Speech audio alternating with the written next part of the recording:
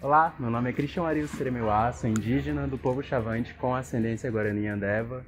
E bem, hoje é mais uma entrevista e dessa vez entrevistando uma pessoa que tem muito o que falar sobre um assunto que as pessoas pedem muito, que é sobre pinturas indígenas. Então, vou aqui pedir para o Benício se apresentar. Olá, todo mundo. Eu sou Benício, eu sou indígena Pitaguari, sou comunicador indígena, também faço parte da mídia índia e sou estudante de geografia na Universidade Federal, sou terapeuta holístico e sou artista plástico em pinturas corporais indígenas. Bom, são várias funções, é um fato que eu acabo percebendo muito, que quando alguma pessoa dos povos indígenas chega em um determinado local, ela sempre tem outras bagagens consigo, né? Conheci outras pessoas que, além de escritores ou escritoras, eram também diversas outras coisas. Então isso acaba sendo até um padrão assim de vários indígenas que estão aí à frente do processo dos jovens hoje em dia. Vamos falar um pouco primeiro das pinturas. As pessoas perguntam muito a relação que os indígenas têm com a pintura. Como você vê a pintura indígena, assim, falando principalmente do seu povo e posteriormente dos outros conhecimentos que você teve com outras vivências? Para o meu povo, a pintura corporal, ela antes de tudo é como é que eu posso falar? Um ritual de cura, mas também de proteção. Então, antes de tudo, a pintura corporal seria uma proteção, mas não uma proteção física, mas uma proteção como desvio de energias, desvio de olhares. Então, antes da pessoa olhar para mim, ela vai olhar para minha pintura. Então, aquela coisa de pessoa que tem um olho ruim, então olho gordo que as pessoas falam, esse desvio de olhares tem essa função bem importante. Mas ela também carrega várias simbologias, né, significados, motivos e intenções. Então ela tem vários aspectos, ela é bem complexa, na verdade. E às vezes as pessoas perguntam assim pra gente coisas muito diretas. E às vezes as explicações não são tão diretas. Sim, muitas pessoas vêm e perguntam nas fotografias, enfim, todas as mídias que nós dois às vezes acabamos soltando, ou até mesmo outros indígenas, já chegam perguntando, qual o significado daquilo?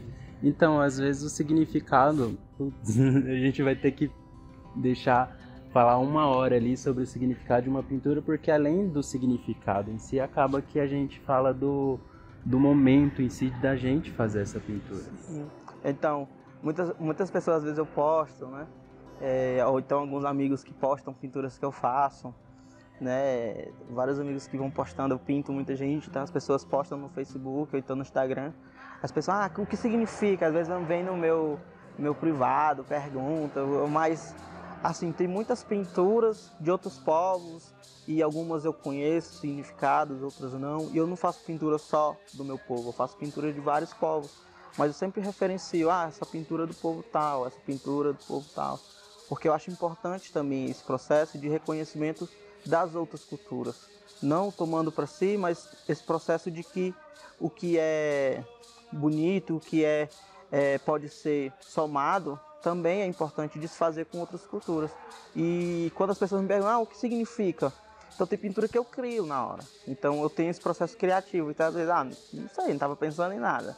Mas às vezes tem pinturas que são bem significativas, que já são, vamos dizer assim, que já vem carregando uma geração, né, nessa tradição da pintura corporal. Então tem grafismo que já tem seus significados bem enraizados, mas tem pinturas que são novas, elas vão se reinventando, como toda cultura, né? Se ela é dinâmica, ela vai se transformando, ela vai se reinventando. Uma coisa que as pessoas também perguntam bastante e que a gente acaba meio que deixando de lado é sobre a utilização dessas pinturas por pessoas que às vezes não entendem, que assim, muitas pessoas querem saber o significado da pintura para, de certa forma, assim, é meio estranho falar disso, é um assunto até um pouco complicado, porque as pessoas falam muito em homenagear fazendo uma tatuagem.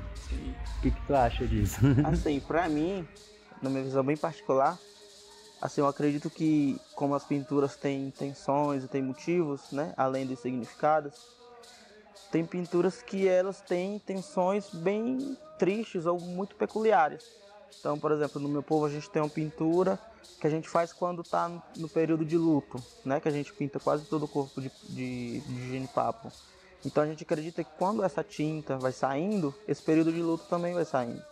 Então, se outros povos têm outras pinturas mais específicas para isso, e essa pessoa, um desavisado, acaba pegando no Google e tatua uma pintura que simboliza um luto ou alguma coisa que não seja tão boa, em vez de um processo que seria um ciclo que se terminaria, essa energia de luto, né, esses espíritos de luto, vão permanecer pro resto da vida deles. A gente, no sentido cosmológico, né? Então eu particularmente eu não tatuaria e não indico que tatuem. É uma coisa assim, muito. Às vezes, assim, depende também, claro, de cada povo. Tem a relação da cosmologia com o seu povo em relação às pinturas. Mas se tratando agora, falando um pouco do meu povo, que é o povo Chavante, a gente tem poucos. Não temos tantos grafismos assim quanto outros povos, porque a gente tem uma pintura muito peculiar, que é a gente se pintar por inteiro de urucum. Isso mais por outros motivos, mas a gente tem sim símbolos que são pintados, que são, por exemplo, o clã, que eu tenho tatuado em mim, mas é um clã que fica comigo a vida toda, sim. Então é justificável fazer essa tatuagem, é um clã que está comigo desde que eu nasci, é uma identidade minha, eu sou o Chavante do clã Porezaono, esse aqui é meu símbolo e nunca vai mudar, então é justificável para mim fazer esse... Tanto que o meu pai, até uma história assim engraçada, porque meu pai é meio contra esse negócio de tatuagem. E quando ele viu que eu fiz a tatuagem do meu clã, ele falou nada. Então, nossa, você fez do clã, legal. Porque também tem essa parte do orgulho, da gente toda hora querer fazer essas pinturas no rosto durante os eventos. Então, também tem essa dependência do povo, depende do povo no qual existe aquela pintura. Mas a maioria em si tem essa relação da cosmologia, tanto que o genipapo ele não fica a vida toda. Ele sai. O genipapo ele sai depois de quanto tempo? Uns 10, 15 dias, depende muito. Esse aqui já está saindo, por exemplo. Eu fiz na Marcha das Mulheres Indígenas que teve em Brasília, já está saindo. E não é uma pintura do meu povo, é uma pintura do povo Guajajara. Então, assim, é um negócio bem complicado de se falar, porque muitas pessoas querem sim homenagear, mas eu acredito que não seja a melhor forma de homenagem aos povos indígenas, porque é um negócio de fato muito sagrado e inclusive às vezes é um motivo de rincha dentre os próprios povos. Já ouviu falar disso? Sim, eu já ouvi muito falar, tipo, pintura do povo tal, né? E outro povo faz, então às vezes já era rincha, assim. Por isso que eu trago muito nesse trabalho, porque eu comecei, eu acho que tem uns 3, 4 anos que eu comecei a dar oficinas sobre pintura corporal. E isso surgiu de uma demanda dos próprios povos. No Ceará eu pintava bem e os meus parentes começavam a perguntar quando é que tu vai ensinar a gente.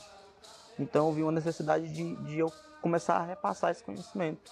Então eu formei, assim, criei um planozinho de aula e fui pegando informações que eu já tinha aprendido com outros povos, observando ou então conversando, né?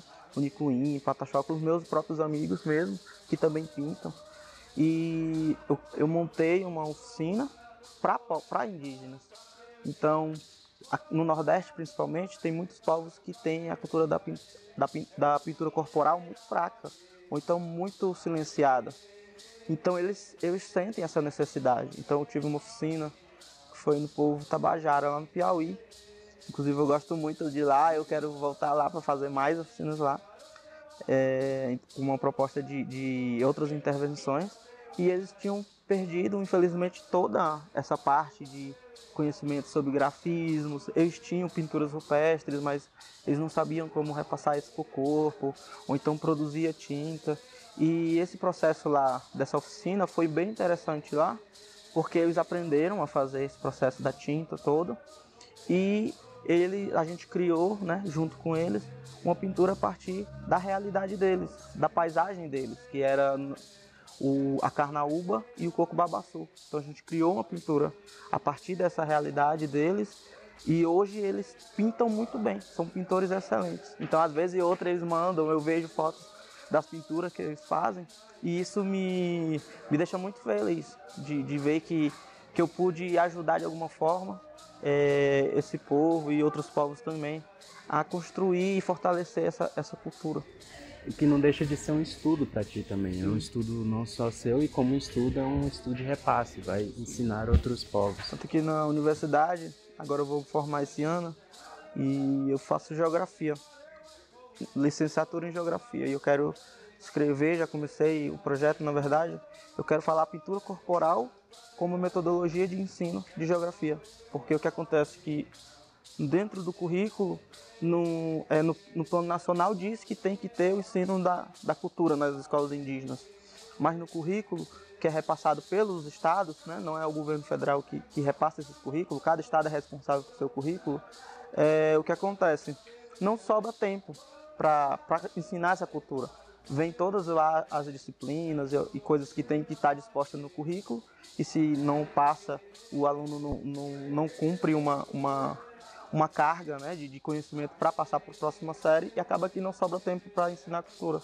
Então, minha ideia é ensinar a geografia através da cultura, porque aí, em vez de ser uma forma distante, que uma coisa que eu observei nos estágios é que eles achavam geografia chato e tal. Então, eu trazer uma coisa mais próxima deles para eles aprenderem geografia nisso e mostrar essa geograficidade que existe nas pinturas corporais e como essa pintura corporal pode ensinar geografia também. Sim, que tem muito a ver com a parte regional, de fato. De repente, tipo, uma determinada etnia faz a pintura de um determinado peixe que só existe na região. Cores também. Cores. Tipo, os Pancararu usa muito branco, né? Porque já é uma região mais seca. Então não tem o jenipapo tão abundante, né? Não tem o urucum. Já outros povos, como o Pataxó, né? Em Porto Seguro, tem uma variedade de argilas diferentes. Então eles usam amarelo, usam branco, usam vermelho, porque tem muitas cores disponíveis. Então é uma relação que eu quero fazer com esses conceitos e mostrar que dá para ensinar geografia através da pintura. E são, de certa forma, inovações, né? São coisas que nunca foram feitas, nunca foram testadas, mas que, obviamente, podem sim dar certo. Então, assim, incrível, de fato. Eu nunca tinha conversado com ele, mas eu já acompanho ele bastante tempo no Instagram. Eu também acompanho ele. E aí, inclusive, sigam nós dois nas redes sociais, tanto ele no Instagram, tem um canal no YouTube. Tenho também. Me siga aí também, quem puder me seguir, enfim. A mídia índia, sigam a mídia índia. Sigam a mídia índia, principalmente a mídia índia. Ela tem feito um trabalho excepcional na cobertura do que são os assuntos indígenas aqui no Brasil. E você faz parte da mídia índia. Sim. Como é que tem sido esse trabalho lá? Assim, tem sido muito... Como é que eu posso dizer? Eu tenho aprendido bastante com esse trabalho que eu comecei em 2000... Quando eu comecei ingressei, na verdade, quando o Erizvan me convidou, foi em 2016, se eu não me engano. E ele me convidou para participar, e na época a mídia índia ela tinha alguns seguidores, mas não tinha tantos quanto hoje. E a gente começou a trabalhar em grupo, né? Erizvan, Eric, Priscila, Puici e o Fly, o Edivan também, Guajajara. Então eu aprendi bastante com eles e também bastante com esse fluxo de informações que acaba passando pela gente. E a gente vê tantas realidades diferentes, né, dos povos, e tantos problemas diferentes que precisam ser denunciados, né, urgentemente. E o papel que a mídia índia se propõe, né, de dar voz a esses povos, né, de dar voz a esses problemas, para que ecoem mesmo no mundo.